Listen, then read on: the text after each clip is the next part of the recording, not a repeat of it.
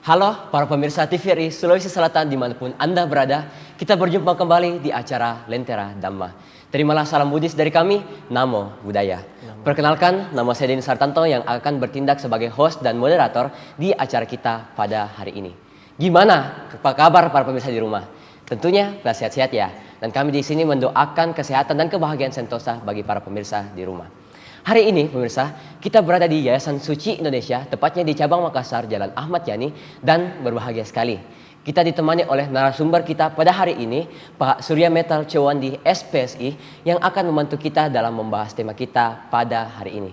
Gimana kabarnya Koh? Baik. Baik. Ya. Mungkin Koko bisa memperkenalkan diri dulu Koh? Ya, nama saya Surya Metal Cewardi, SPSI. Jabatan saya di sini sebagai Sekretaris Yayasan Buddha Suci, Kantor Perwakilan Makassar. Sebagai sekretaris ya Koh? Iya, betul. Koko sudah jadi sekretaris di Yayasan Suci sudah berapa lama nih Koh? Sudah 1 tahun 6 bulan. Sudah 1 tahun 6 bulan. Berarti betul. sudah cukup lama ya Koh? Iya, betul. Berarti Koko bisa membantu dalam membahas tema ini ya Koh? Tema kita hari ini itu sejarah Yayasan Suci Indonesia. betul. Jadi tentunya Koko sudah berpengalaman, sudah tahu ya mengenai sejarah Yayasan Suci. Iya, betul. Mungkin Koko bisa mulai Yayasan Suci itu sebenarnya apa sih Koh? Iya. Awal mulanya itu Yayasan Buddha Suci berdiri di Taiwan pada tanggal 14 Mei 1966. Berarti saat ini sudah 57 tahun. Nah, Yayasan Buddha Suci itu lembaga organisasi kemanusiaan yang di dalamnya terdapat lintas suku, agama, ras yang berlandaskan cinta kasih. Yayasan Buddha Suci sendiri itu kita menebarkan cinta kasih secara universal. Nah, pertama kan di Taiwan. Nah, berkembang sekarang sudah ada di 67 negara dan 18 kota yang ada di Indonesia. Yayasan Buddha Suci Indonesia berdiri pada tahun 1993 di Jakarta. Awal mulanya itu ketika Ibu Liu Sumei berkunjung ke Indonesia bersama suaminya, dan pada saat itu juga beliau melihat kondisi di Indonesia, masih banyak sekali masalah yang ada di Indonesia. Nah, akhirnya beliau tersebut membuka Yayasan Buddha Suci di Indonesia. Nah, Yayasan Buddha Suci itu di Taiwan juga pertama didirikan dari 3 topik utama, yaitu pertama itu kasus bercak darah. Nah, pada saat itu pendiri Yayasan Buddha Suci, Master Cheng Yen, berkunjung ke rumah sakit yang ada di Taiwan, tepatnya di Hualien. Nah, beliau melihat bercak darah yang ada di lantai. Nah, beliau menanyakan kepada pengelola rumah sakit, kenapa bisa sampai ada bercak darah? Nah, pengelola rumah sakit mengatakan bahwa ada wanita yang ingin berobat tapi tidak mempunyai biaya, sehingga Master Cheng Yen sendiri merasa terharu dan iba ingin menolong.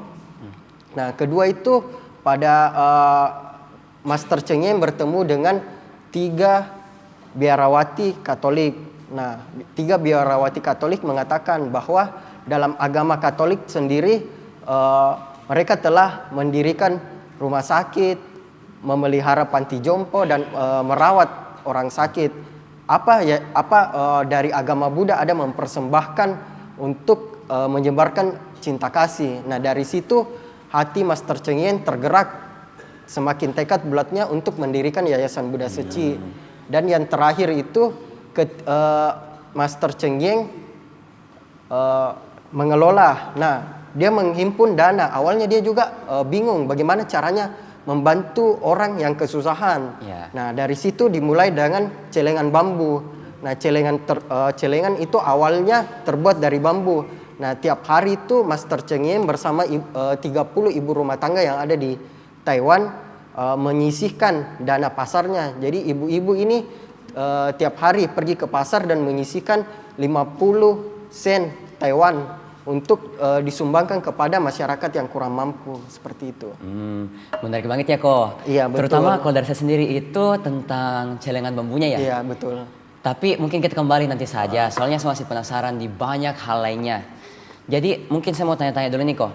Kan masuk ke Indonesia Yayasan Suci itu pada tahun 1993. Iya. Tapi boleh tahu kalau masuknya di Makassar itu kapan ya kok? Nah, kalau masuk di Makassar itu pada tahun 2000. Pada tahun 2000 waktu itu ada kunjungan Bapak Awaludin Tanamas. Nah, berkunjung ke Makassar bertemu dengan Ibu Asali. Nah, pada saat itu mereka menceritakan tentang Yayasan Buddha Suci yang ada di Indonesia, terutama di Jakarta. Nah, begitu banyak Yayasan Buddha Suci membantu masyarakat yang terdampak. Nah, akhirnya Ibu Asali tertarik untuk membuka cabang di Makassar. Nah, dari saat itu akhirnya pada tahun 2001 Yayasan Buddha Suci kantor perwakilan Makassar itu dibuka dan berkantor awalnya di Jalan Amanagapa. Nah, Jalan Amanagapa itu salah satu hotel salah satu relawan suci Makassar. Nah, pada saat itu juga seiring berkembangnya waktu pertama kali menangani pasien itu pasien lumpuh. Ya, jadi dibuatkan kaki palsu. Nah, seiring berkembangnya waktu pada tahun 2004 dari Taiwan sendiri dari Master Cheng Yen mendistribusikan. Waktu itu Makassar mendapatkan 1000 ton beras cinta kasih dari Taiwan. Nah, tujuan beras cinta kasih ini untuk membantu masyarakat yang ada di Sulawesi Selatan di 14 kecamatan dan di beberapa kabupaten yang ada di Kota Makassar untuk membantu masyarakat yang kesusahan. Gitu, seperti itu. Menarik sekali ya kok. Iya, betul. Apalagi ceritanya yang masuk ke Makassar gitu. Terutama yang saya mau tekankan itu yang beras cinta kasih ya kok. Betul. Menarik ya kok. Iya. Mungkin Koko bisa bantu saya kok. Soalnya saya tertarik nih kok dengan sosok pendiri Yayasan Suci yaitu Master Cheng Yen ya kok. Iya. Mungkin Koko bisa elaborasi kok. Mungkin Koko bisa jelaskan sedikit mengenai Master Cheng Yen ini. Nah, Master Cheng Yen itu dia seorang biksuni. Nah, seorang biksuni yang lahir pada 14 Mei 1937. Nah, awalnya itu dia bukan seorang biksuni, tapi dia ketika dia ayahnya meninggal, dia merasa bahwa kehidupan di dunia ini bersifat sementara dan apa yang kita bisa perbuat bagi masyarakat luas. Nah, akhirnya Master Cheng Yen dengan beberapa temannya itu tertarik untuk membantu masyarakat yang kesusahan, seperti contohnya pengobatan, bantuan sosial, pendidikan. Nah, Master Cheng Yen itu berusaha membantu orang agar dunia ini bebas dari bencana, menebarkan cinta kasih, seperti itu. Ya. Jadi nilai utamanya itu Yayasan Suci dan terutamanya dari pendirinya itu sendiri yang dia bawakan dalam Yayasan Suci ini sendiri itu cinta kasih ya kok. Iya, betul. Menarik sekali ya kok. Terutama yang saya dapatkan tadi itu Yayasan Suci itu yayasan yang akarnya dalam Buddhis ya. Iya. Tapi membantunya itu universal tanpa melihat perbedaan antara satu sama lain. Iya. Nah, dari kalimatnya saja Yayasan Buddha Suci. Ya. Nah, tapi kita itu bekerja secara lembaga kemanusiaan, tidak berlandaskan suku, agama, ras. Nah, kita membantu di sini tanpa melihat golongan apa mereka, strata apa. Nah, Yayasan Buddha itu kata Buddhanya itu di sini banyak orang yang salah perkiraan. Ya. Nah, orang kiranya itu masyarakat di luar kiranya itu Yayasan Buddha. Oh, berarti khusus orang yang beragama Buddha saja yang bisa masuk. Tetapi di sini banyak relawan-relawan kita yang beragama Muslim, beragama Katolik, beragama Kristen dan lain-lainnya. Jadi Yayasan Buddha Suci itu hanya kalimatnya saja Yayasan Buddha karena diadaptasi dari Master Cheng Yen yang seorang biksuni. Seperti itu. Jadi begitu ya pemirsa, Yayasan Suci itu adalah yayasan Buddhis. Tapi bagi para pemirsa yang mungkin non-Buddhis tapi ingin membantu Yayasan Suci dalam kegiatan volunteernya, jangan takut karena Yayasan Suci terbuka untuk semuanya tanpa melihat perbedaan. Iya. Dan saya juga sempat lihat nih kok, ke Yayasan Suci itu kalau misalkan ada bencana terutamanya di Indonesia itu langsung turunnya, langsung gercep turunnya. Contohnya lalu sempat saya lihat di bencana di Palu ya kok, bencana gempa bumi. Mungkin kok bisa bantu elaborasi itu kok. Nah, Yayasan Buddha Suci sendiri itu ada visi dan misinya. Nah, visinya itu mensucikan hati manusia, menebarkan cinta kasih. Nah, dari misinya itu ada 4 misi, yaitu misi amal, misi kesehatan, misi pendidikan, dan misi budaya humanis. Nah, kalau dari misi amal seperti yang Koko tadi bilang, Nah, itu di Palu. Nah, kita membantu masyarakat yang terdampak. Yayasan Buddha Suci itu selalu menjadi garda terdepan bagi masyarakat yang terkena bencana, ingin mendapatkan bantuan. Nah, terus misi pengobatan atau misi kesehatan. Nah, di mana Seci dapat membantu masyarakat yang membutuhkan uluran kasih berupa pengobatan, seperti nanti di Yayasan Buddha Suci Makassar sendiri akan mengadakan bakti sosial kesehatan secara gratis. Itu pengobatannya ada katarak, hernia, bibir sumbing, dan penyakit minor. Nah, dari misi pendidikan sendiri, dari misi pendidikan itu Yayasan Buddha Suci khususnya di Jakarta sudah ada sekolah Suci. Nah, sekolah Suci itu kita bukan hanya mengajarkan materi-materi pelajaran, tetapi kita mengajarkan tentang budi pekerti juga, budaya humanis juga terhadap anak-anak gitu. Nah, terus ada misi budaya humanis. Misi budaya humanis sendiri, kegiatan-kegiatan yang kita lakukan di Yayasan Buddha Suci itu selalu kita dokumentasikan. Nah, untuk apa kita dokumentasikan? Supaya nanti kita bisa gunakan dalam berita-berita kita. Nah, seperti buletin cinta kasih, majalah Suci sendiri seperti ini.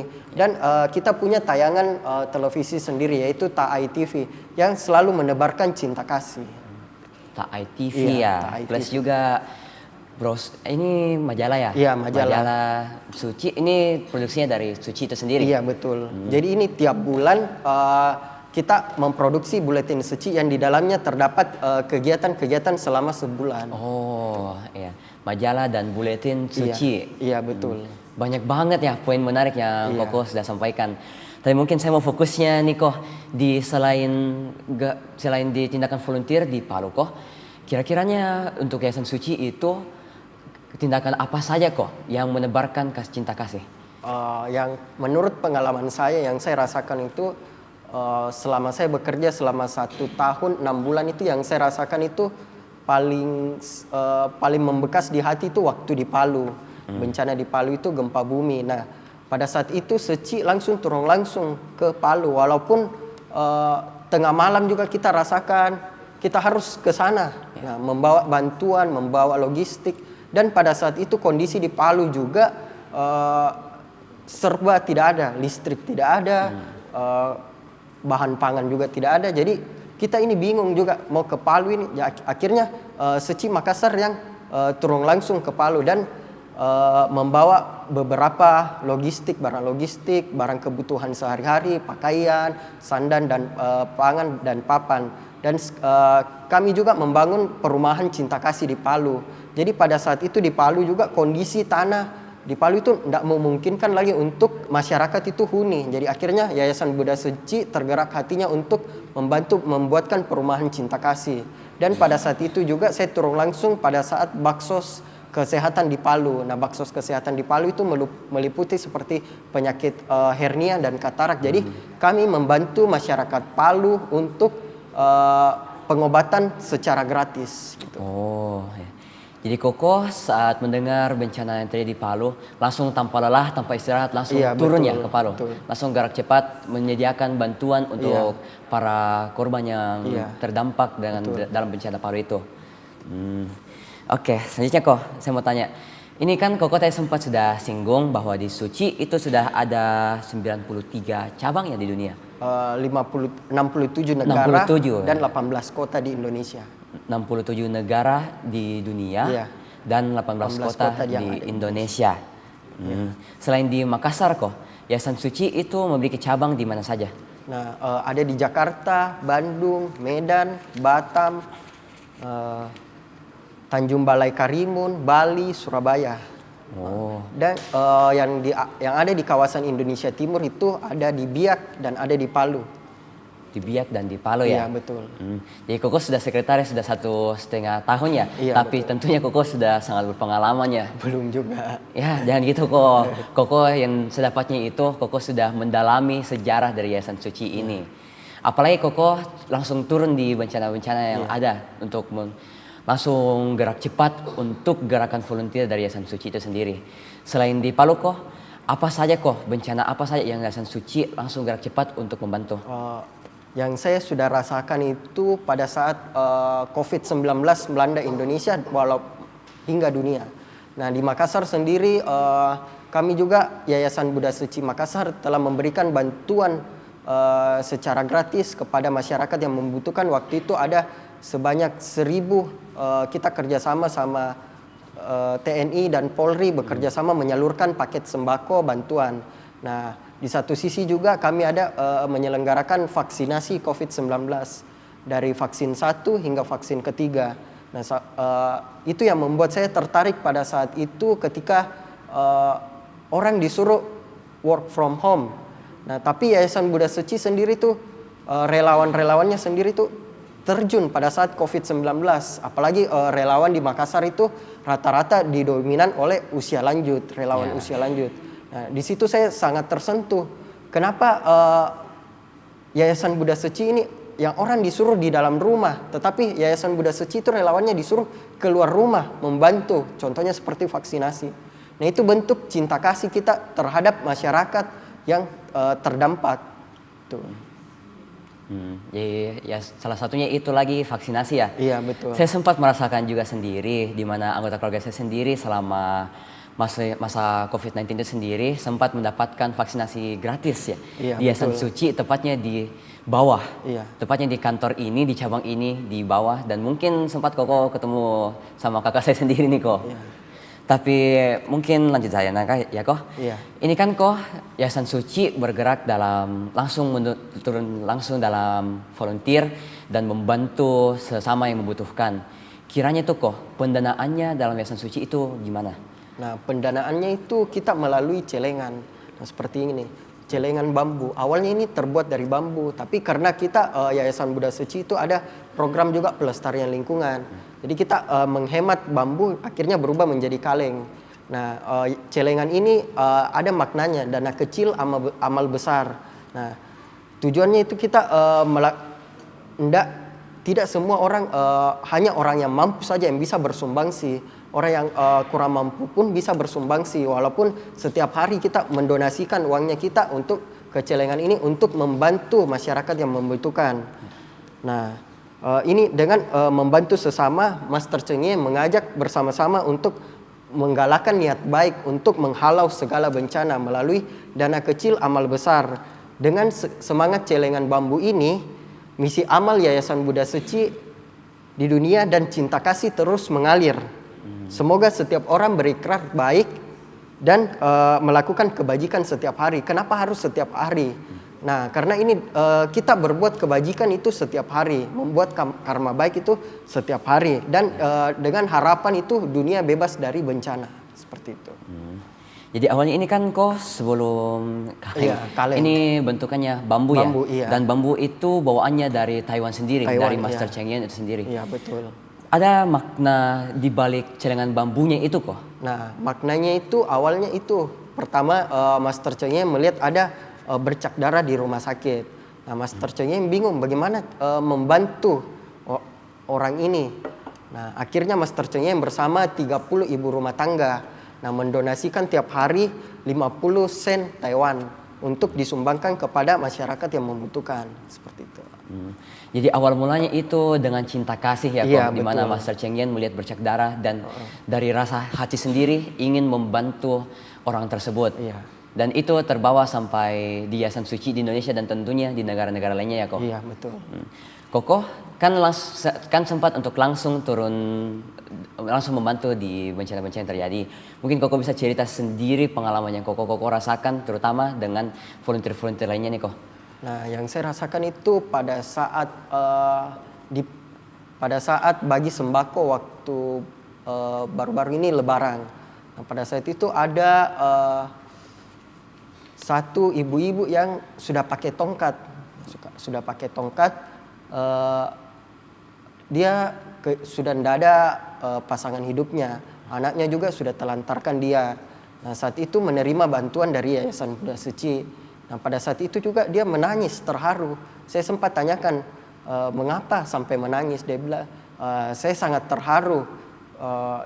Keluargaku sudah tidak ada yang pusingi saya. Tetapi Yayasan Buddha Suci ini yang didominasi oleh orang-orang tua Nah, kita merasa orang tersebut merasa terharu.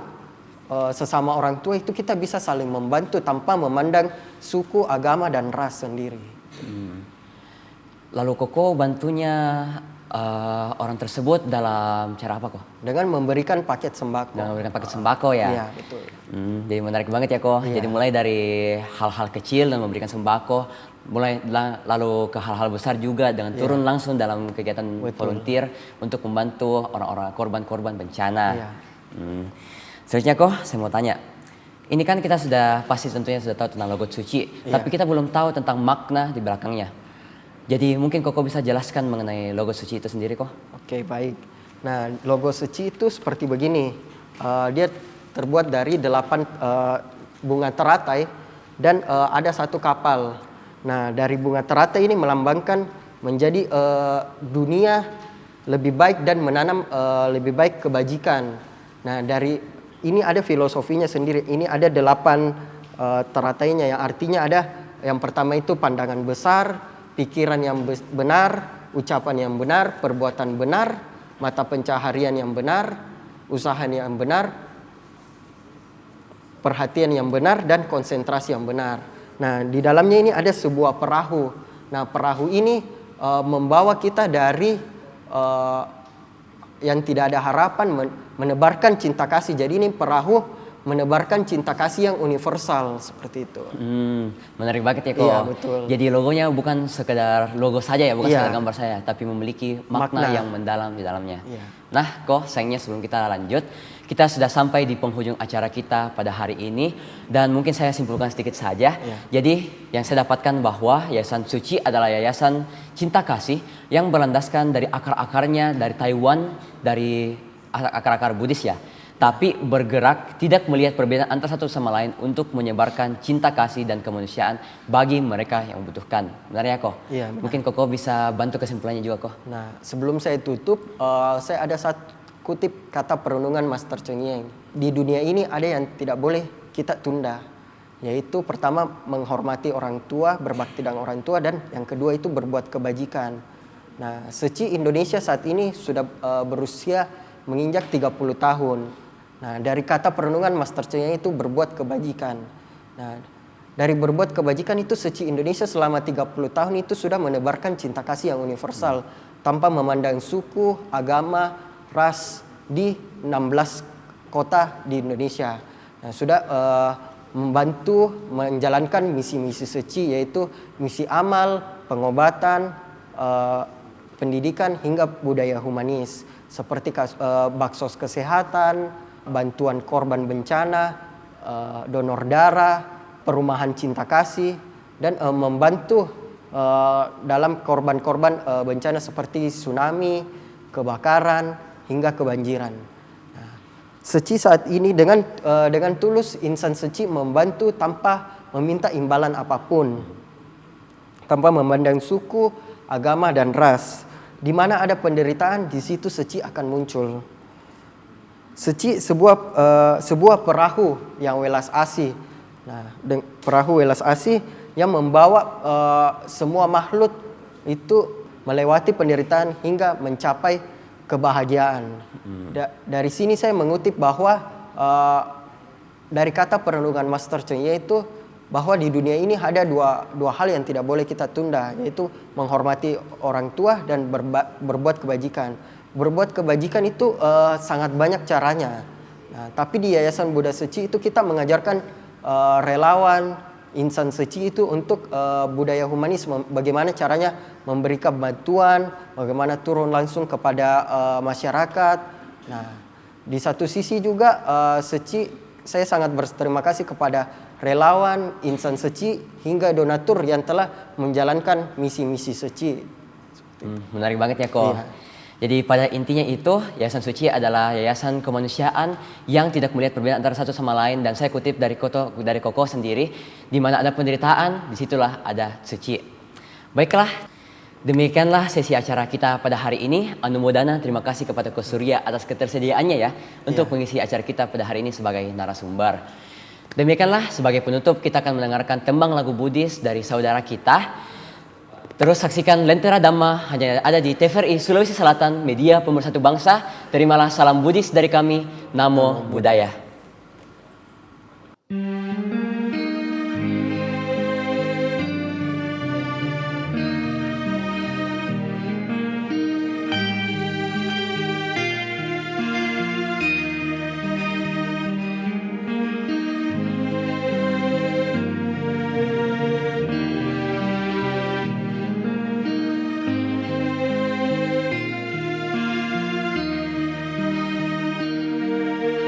Malam semakin larut, suara alam senandungkan kidung syadu,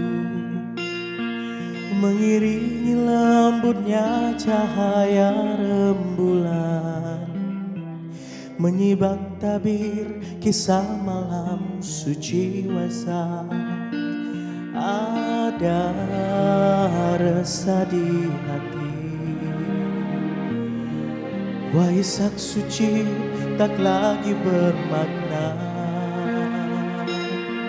terselubung kabut keegoan pribadi, bertopeng keagungan dan ketulusan batin yang rapuh. Saat langkah kita tak lagi searah, terlalu banyak keinginan tak terbatas. Seandainya saja kita mau mengerti, lupakan perbedaan di antara kita. Mengapa di antara kita ada prasangka dan rasa tak percaya? Seharusnya kita menjadi satu, memberi yang terbaik untuk Waisak kita.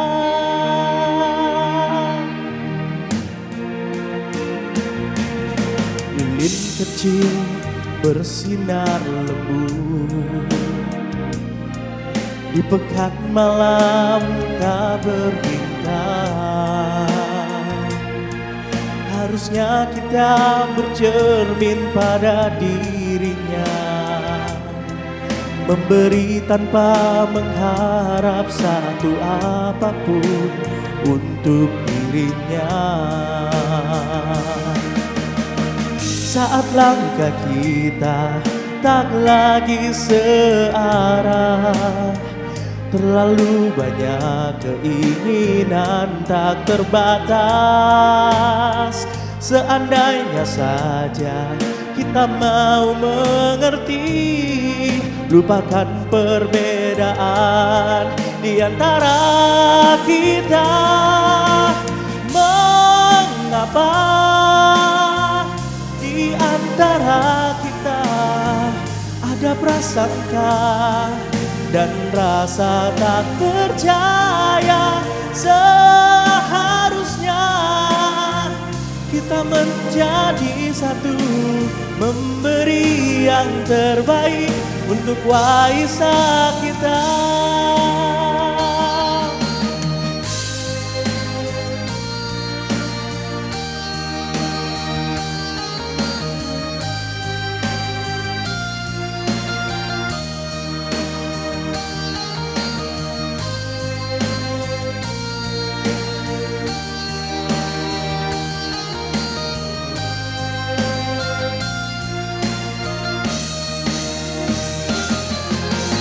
Mengapa